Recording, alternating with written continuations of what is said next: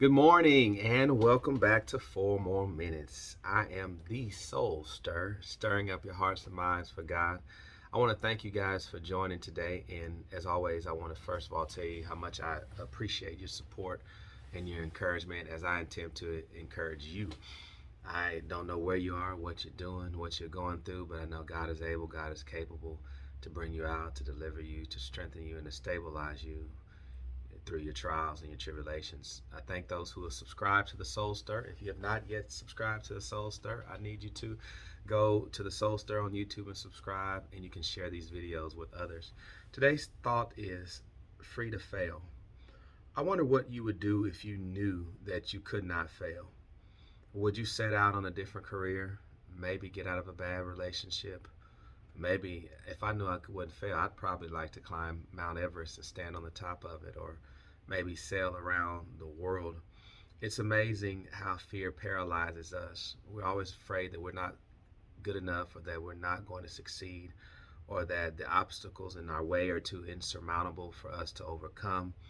And we stay on the couch. We have analysis paralysis, where we are paralyzed because we analyze the situation, that we overthink it, because we are completely and utterly consumed with failure.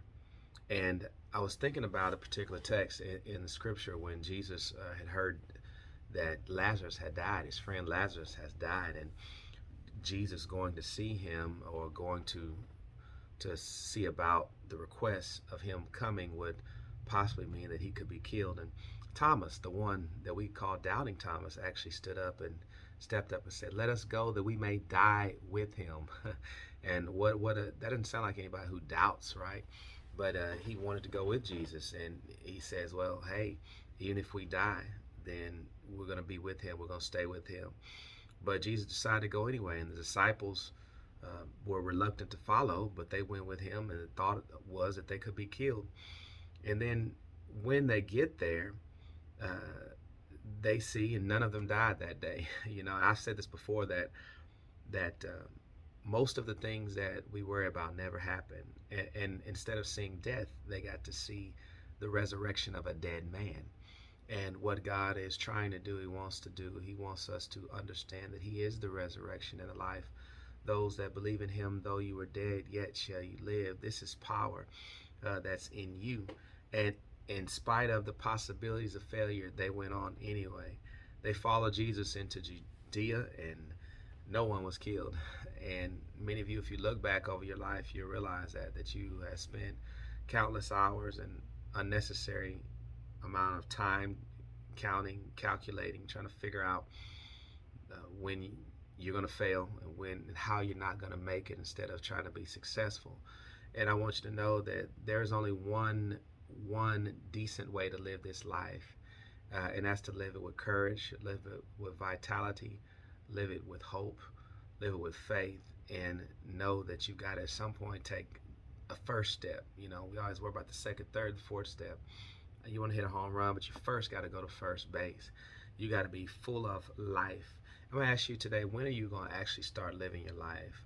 We don't have a lot of time as it is, because we don't know the day or the hour when the Lord shall come. We don't know when we take our last breath, but when will you ever start living life?